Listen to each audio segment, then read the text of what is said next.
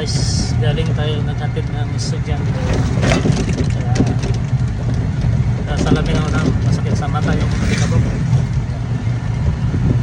Uwi na tayo, galing tayo ng Nasugbo sa LI, saka sa school ni Alita eh.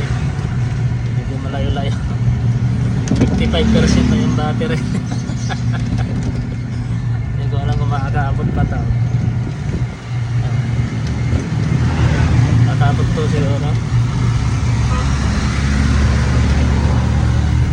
Abot pa tao.